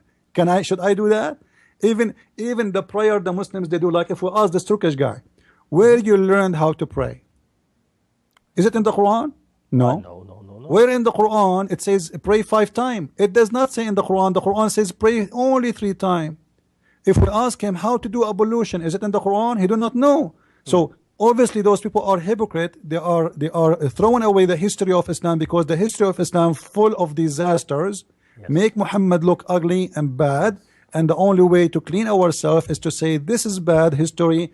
It's not us who did it, and those who did write it, they are the enemy of Allah. And suddenly the history of Muhammad was approved by all Muslims through centuries. Suddenly this history became garbage. Why? because people became smarter, more educated, and they can find out that this is nothing but rubbish. You know, as an example, the hadith says a lot of things. As an example, why the male became a male according to Muhammad. If the man have orgasm first, the boy will be the baby will be a male. If the women have orgasm first, the baby will be a female. So the Muslims, in order to get rid of this funny science, they say, "Oh, this is rejected. This cannot be true." You know. So yes. But I understand his reaction, because when you read the hadith, it should turn you off. It should be shocking, but he's taken the wrong, incorrect route. Correctly, the shock of the hadith and the history of Islam should lead you out of Islam. Now we have to take a break, and we will be right back. The show is still not over. We still have more to go. Please don't go anywhere. This is the Trinity Channel. I'm C.L. Edwards, callingmuslims.org. We will be right back. To our viewers all over the world, you can watch us by satellite through the following frequencies. For North America and Canada, please join us on the Galaxy 19 satellite, frequency 11966 horizontal. For Europe and Middle East, join us on the Hotbird satellite, frequency 12111 vertical. For Australia and New Zealand, please join us on the Optus 2 satellite, frequency 12546 vertical. For more information, please call the number on your screen or visit us at trinitychannel.com.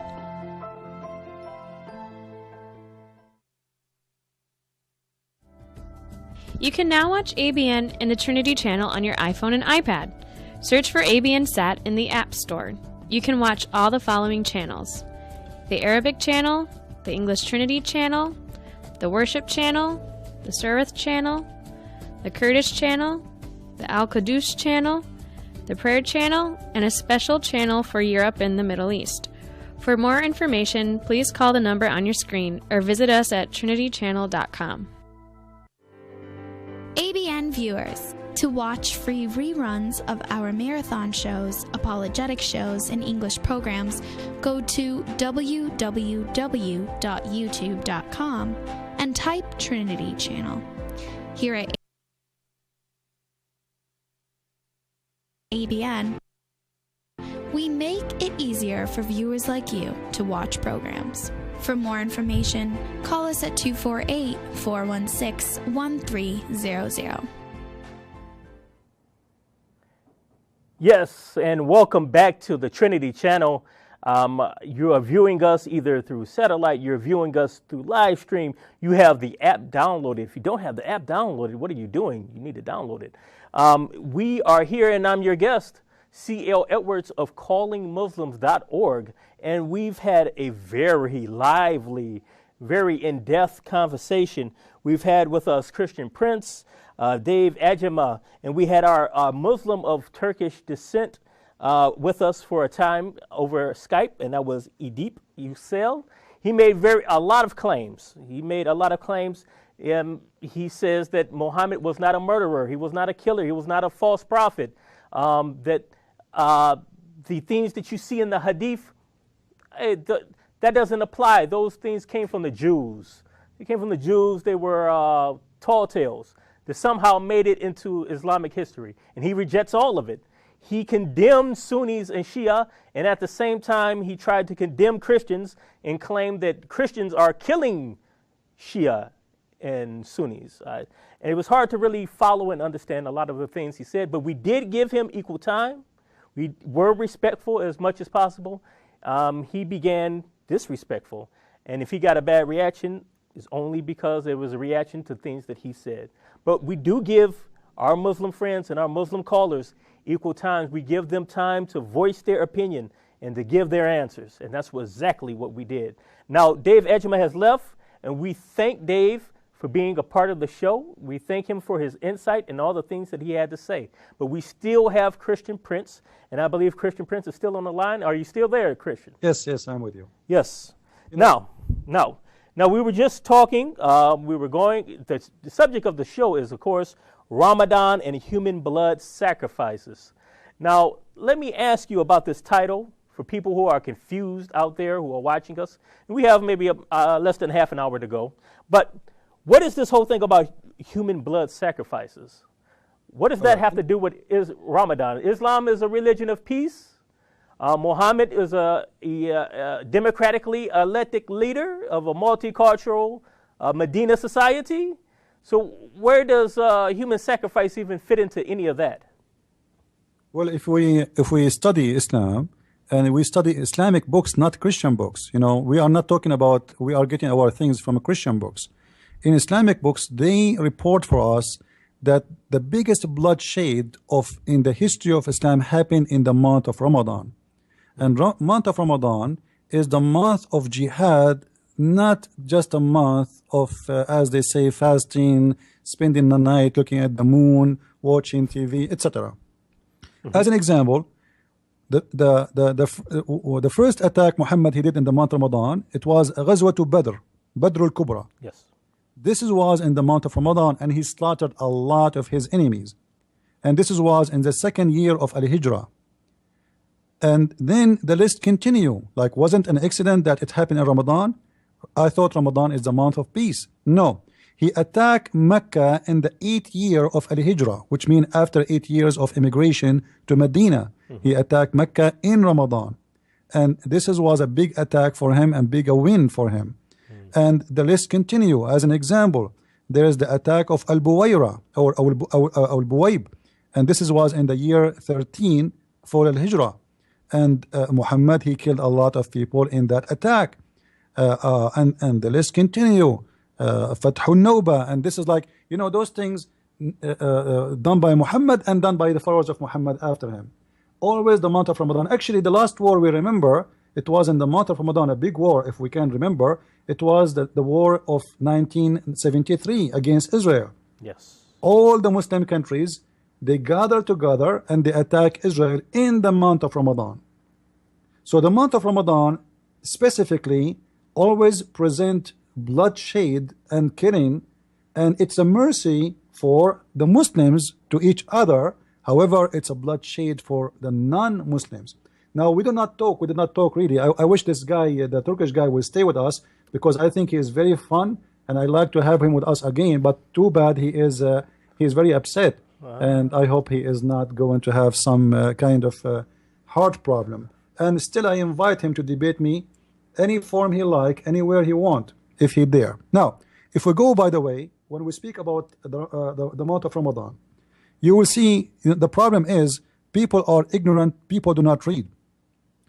If you go in the Qur'an, you will see the Qur'an saying that you fast for ayyamun ma'dudat, which if you go to chapter 2 verse number 183, it says kutiba alaykumus siyam, all right, the same as it was for the people before you. What does that mean? Is that Ramadan? Who is the people before Muslims? If this is for the Christians and the Jews, well, we don't have Ramadan. No. We never heard of Ramadan, and no Jews practice Ramadan, and nobody have such a thing. So when the Quran confirmed that this is something was a practice for people who before us, all right? What is that is about? The Muslims, they believe in something in giving sacrifice. Like this guy, he said, like he did not answer our questions. We are talking about sacrifice. You see, the sacrifice of Ramadan at the end of the Ramadan, what is the point of it? I challenge any Muslim to tell me, you sacrifice at the end of the Ramadan, a big sacrifice, and you call it Eid al-Adha, which means the day of sacrifice. Now you sacrifice to who and for what? If Islam is against bloodshed, and you Muslims don't believe in a bloodshed for God, who is the one you are sacrificing to? Now, in this guy, in his book translation, I tried to read his translation. I could not understand it because his notes is more than the translation. So I was able to get to the notes, but I could not see the verse. Back on the time, we know in the Bible it says that Abraham came from a city, it's called Ur. And then he immigrated to a city, it's called Haran.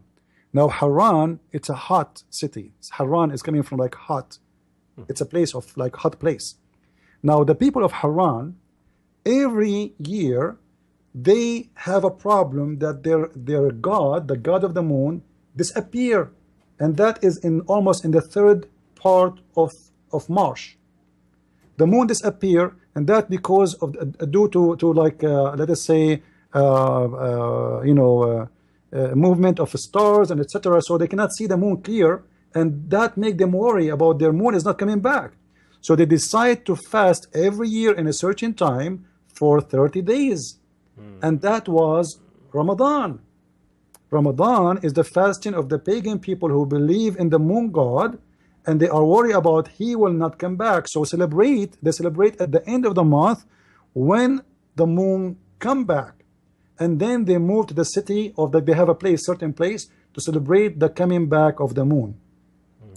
Ramadan as a month, the name as it is, it was not really what Muhammad is following. It was the tradition of those Sabian from the town of Haran. And Muhammad, he was just copying them to the point he copied something you just mentioned. It says the night of power, Laylatul Qadr. Yes. And you just said that this night is better than 83 years. And it does not make sense. Like, why if I pray in this year, I will get a power or equal power of 83 years of a praying? That is a pagan belief. Those who used not to be able to have a sexual succeed with like having seeds from their sex. Somebody he cannot have kids, somebody he cannot succeed with something, he fast in that night, and that night is equal because the moon will be coming back and ready to get from you your request, and the God of the moon. And then we fast in this night and we pray all night for the God of the moon, and then that will grant us all the things we want, to the point this night is called the night of power, the night of amazing things to happen. If you think about it, doesn't make sense. This night is the same. Actually, if we ask Muslims which night is the night of Al-Qadr, not even one knows. In the book of Hadith, it says that there is 46 say about which date is the date of Al-Qadr.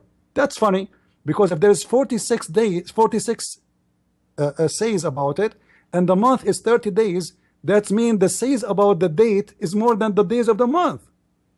This is how much confused the Muslims, they do not know even which night is this night.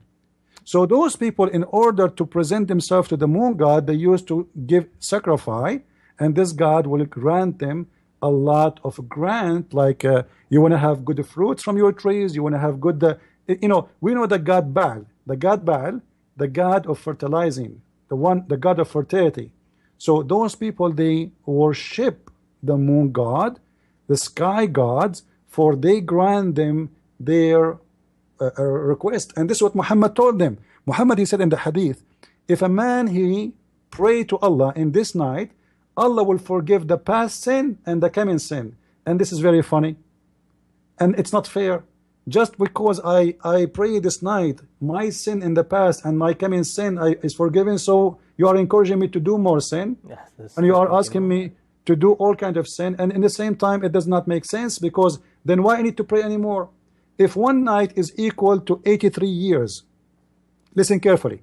Yes. If one night prayer is equal to 83 years, it means I do not need to pray for the coming 83 years. So why you are asking me to pray five times a day?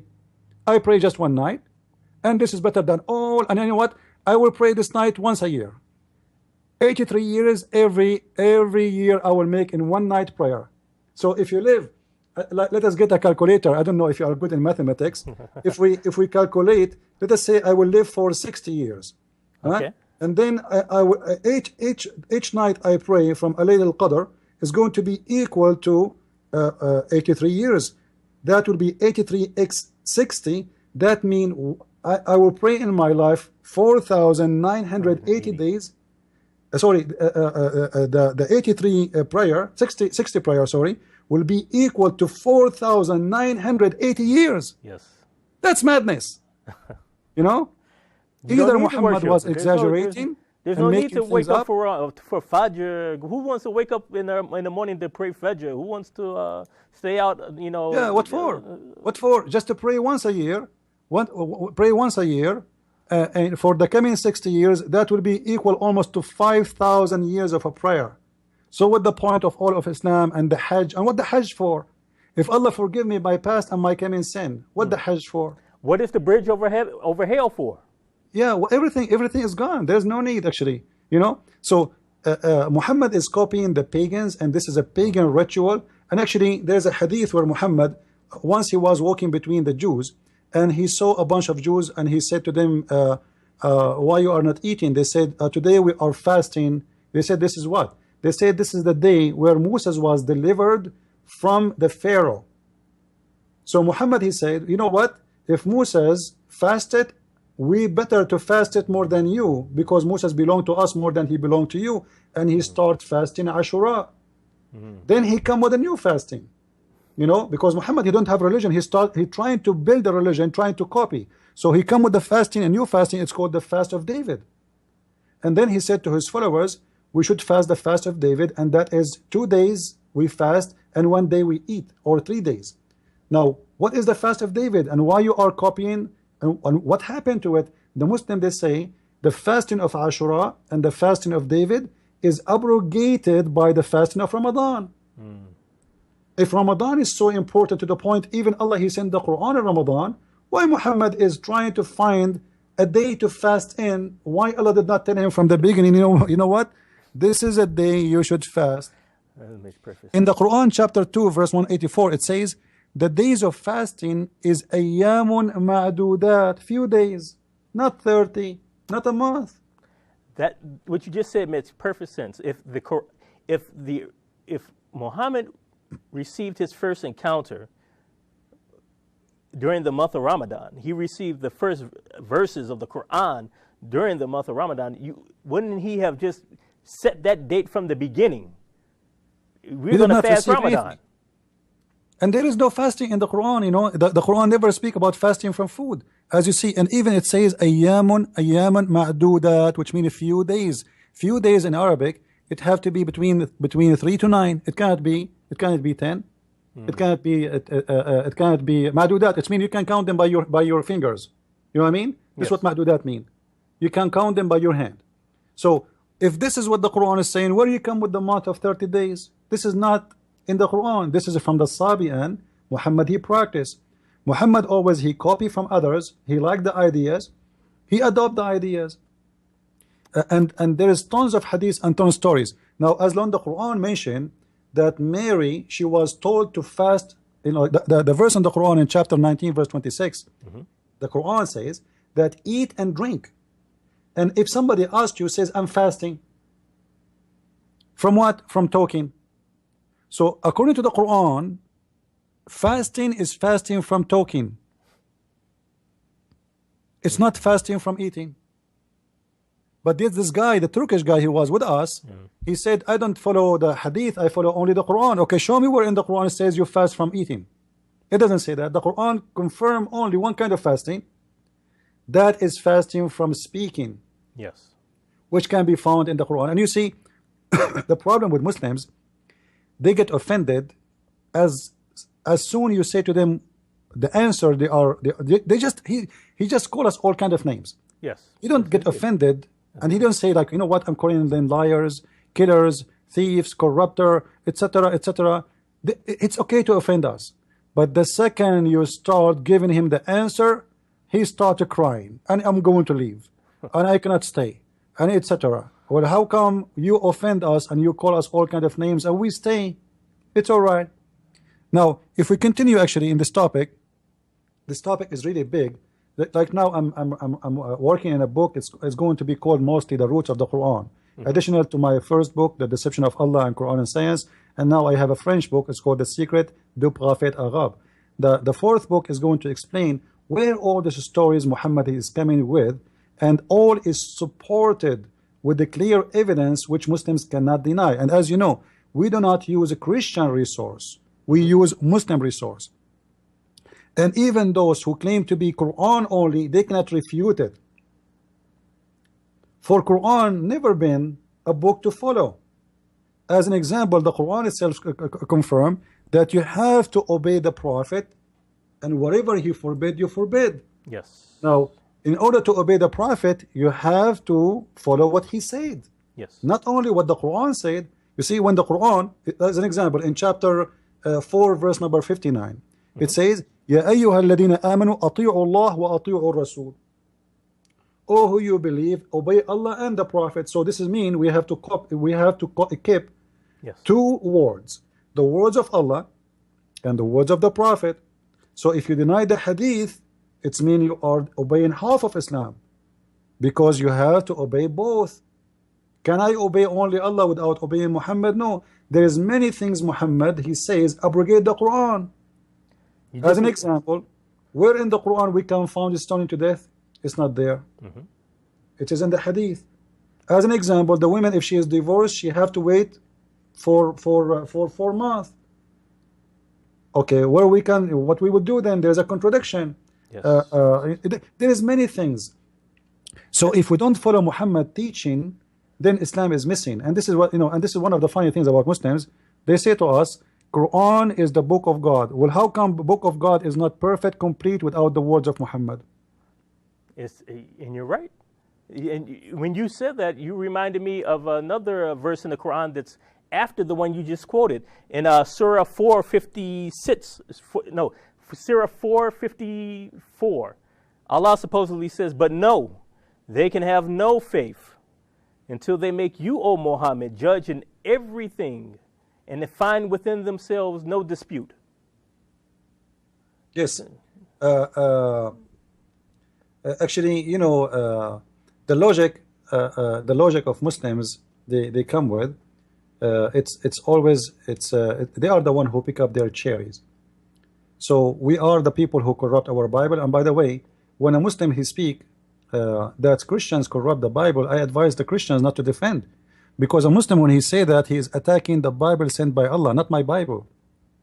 So the Muslims is proving to us again that Allah cannot be God. Allah, he sent a book, it's called the Bible, and then he could not protect it. So what's my problem? Well, even this Edip guy, according to Sunnism, the Sunnah is a wahi, it's a revelation, it's the second revelation, as you just told us. But this guy says the second revelation has been corrupted by Jews. He says that the hadith is written long after Muhammad. Well, the Quran you have is written when? It's written after. The oldest copy of the Quran the Muslims they have today is written 700 years after Muhammad, and nobody have any original copy of the Quran, not even one manuscript. The Muslim, they were so happy, if you remember, for Birmingham manuscript, which is 1 page, 2 sides, 1 page, and even that page it says very close to the Quran today, which means it's not the same. They don't have any manuscript, and each manuscript we find of the Quran contradict the other one. So when you say you don't follow the hadith but you accept a book written even after the hadith, do you have the original book? They say to you the original book, the older original book Muslims they have is right now in Turkey. According to Muslims, it is 300 years old after Muhammad. According to Muslims. According to scientists, 700 years. Not to cut you off, but we do have a caller, and we only have like maybe 5 minutes left in the program. So we want to let the caller make a statement or a question. And I believe his name is Kaz from New York. Yes, I'm a woman, but that's fine. Sorry. That's okay. I was just wondering, and I'm sorry if maybe this was already brought up. I'm not sure. Okay. But they talked about the Muslim man talked about the the Sunnis and the Shiites. Yes. And I was just wondering. I also heard of the Ahmadiyyan. I'm sorry if I'm mispronouncing that, but I was wondering if they all take this choice to do jihad, for lack of a better term, or terrorism, if they all fall under Ramadan. Fantastic show. Thank you. Love it, love it, love it. And I'll be quiet and just if anybody could briefly answer that for me. Thank you. CP, did you hear that question? I'm not sure what it was. The voice wasn't clear. Can you tell me? She said, you still there? Well, I know of 3 types of Muslim. Sunni, Shia, and Ahmadin. The last one I'm not saying correctly. But I'm wondering if they all subscribe to the thought during Ramadan besides fasting, but take the oath, so to speak, to commit jihad. Did that come across clearly? Yeah. Sure. Okay. You know what? First of all, there's no 3 kind of Muslims or 4 kind or 5 kind. All of them at the end of the day, they share the same ideology. You know, the coin have two faces, and that is because of the nature of the coin. You know, there is no coin have one face. So let us say Shia and Sunni, and then we say Ahmadiyya and this guy, and we make as many coins as we want, but the coin itself, all of it, it's based on the Quran. And the Quran stated clearly that jihad is a duty of every Muslim, and jihad can be done in many ways. Either for the one who can go and fight, he should go and fight, but the one who cannot go and fight, he should support the fight by his money, by his effort, by his donation. He have to give from his money, from his time, like you can arm a soldier. You cannot go to war, no problem. You are sick, no problem. You are old, no problem, but you have to donate money for those who can go for war. So everybody share in the jihad. Jihad is not a process for fighters only, it's for all. However, all those Muslims, they believe in jihad and they practice jihad, but all of them, they agree that we should practice taqiyya, which means in front of the enemy who is strong, we play that we are nice until we get strong. The Quran says, cry not for peace when you are the uppermost. So if you are the uppermost, then you can break the peace agreement, and this is exactly what Muhammad he did. When he was weak, he he said, I'm a peaceful man, I don't want to fight anyone, etc. Yes. But when he became strong, he came with the chapter of at-tawbah. A chapter of at-tawbah start with the bara. Bara, what does that mean? I wash my hands from all the peace agreement I did with the non-Muslims, and now it is the time for us to attack them, like in chapter 47 verse number 35 says, cry not for peace unless you are the uppermost. So that is the rule of Islam. All of them, always they have to do jihad, not only Ramadan. Now we have another caller. We have another caller, and we got maybe 5 minutes left in the show, so let's try to squeeze this caller in with his question or comment. We have a Serge. Are you there? Yes, I am here. Thank you. you. Okay, you have a comment or question? A little comment, a quick one, just to say thanks for the show. It's a brilliant one and you're welcome. Fantastic one. And we look forward, personally, I look forward to have a show and Christian Prince back again. Maybe hopefully we'll find somebody to debate him. Yeah, that would be a great thing to see. I would want to see that show. Yes, and my question was, I would have asked the question to the Turkish descendant. I cannot pronounce his name properly, but unfortunately he left. It was about the Quran. He said the Quran it was a book from God, but the Quran itself says that it's a satanic book. The Christian Prince has spoken about that. Okay. So you're saying that Edip, our former guest who was on earlier, he said it was a book from God, but you see it as a book from Shaitan, the Satan. And Christian Prince, what say you about that particular comment? Wishing that you have some Muslim to debate me, I say to you, keep dreaming. They will never do so. All right? Now, about the Quran is the book of Shaitan. The Quran confirmed that. So if this guy, he is a Muslim Quran only, and the Quran says Allah will delete from the Quran the verses which is given by the Shaitan, how we will know which verses it is from the Quran, and how we will know that this verse itself is not made by the Shaitan? As long as you are saying to me, Shaitan, and this is in chapter 22 verse number 52, Shaitan gave verses to Muhammad, and Muhammad recited the verses, and Muhammad did not notice, and he went home, and after 2 weeks, suddenly, angel, he came to him, and he said, you know what? The verses you recited, it is from Shaitan. All right? Now what happened? Muhammad was playing hypocrite in front of the pagan, like him, so he worshipped their idols, and he thought the believers will not see him. So when the news spread about him worshipping the idols, he decided to fix it, because a lot of people, they noticed that he is a hypocrite, he's a liar. So he said, oh, you know what, this is those verses I said when I was there, it's from Shaitan, and Allah will take them off. Now this is my challenge to the Muslims. Which verses Allah will take off? Chapter 22 verse 52 says, whatever Shaitan he gave Muhammad, we will take it off. How we will know which ones? Especially the Muslims, they memorize the verses in their heart. Allah will make all the Muslims forget the Quran? I thought the Quran is preserved. And how Allah accept such a thing to happen to his prophet, which is protected by Allah. You know, the Quran confirmed that Muhammad is protected from the Satan, and nobody can, like Shaitan, have no authority over Muhammad or even Muslims. And Muhammad in the Quran confirm in chapter 15, I think 1542, confirm, it says, Inna ibadi laysa laka alayhum sultan. My followers, Allah saying, my followers, which mean the Muslims, you Shaitan, you have no authority upon them except those who follow thee. Which mean in order for Shaitan to give you satanic verses, you have to be a follower of Shaitan. Because the Quran confirm Shaitan have no authority, have no power over somebody. He follow Allah. So sounds like you need to tell reasoning to me. Yeah. It sounds like reason to me.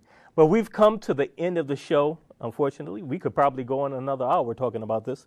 But I hope you guys learned something from the show, whether you're Muslim, you're not Muslim. If you came in halfway through the show, you got here towards the end, this is a show that you need to go onto YouTube.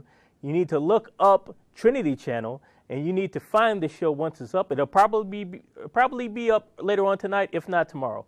Get the show, watch it again, share it on Facebook, share it on Twitter, email the link to your friends, email the link to the Muslims that you know. Muslims who have an open mind, watch the show and email it to other Muslims.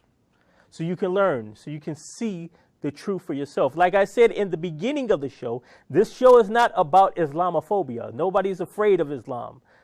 This show is about exposing truth. And when we quote from the Quran and we quote from the Hadith and we quote from the Sirah of the Prophet Muhammad, who you say is a prophet, we're just simply quoting what Muslim scholars have put together and bound in books. We haven't invented this stuff. We didn't come up with this information. And for any Muslim who wants to deny the Hadith and he wants to deny the history and you just want to be Quran only, you're not being truthful. So you claim to be Quran only. What you do in reality is you take the Quran and you invent your own Sunnah. And you invent your own tafsir. So who are we to trust? I don't trust the Quran. I don't trust the Hadith. I trust in Jesus Christ as my Lord and Savior. He has provided a sure shot, unescapable, immutable salvation for me. I don't put my trust in Muhammad. And I advise you not to put your trust in Muhammad. Put your trust in Jesus Christ. He is the Messiah. What's the point of having a Messiah? What's a Messiah? Find out. Read the Bible. Thank you for tuning in, being our guest. We thank all the callers who came in, and we're sorry for any caller that had to wait a long time. You saw the show. You saw what happened. So keep tuning in to the Trinity channel. Keep supporting us. Keep supporting me, C.L. Edwards, at callingmuslims.org. And we thank you so much, and God bless you.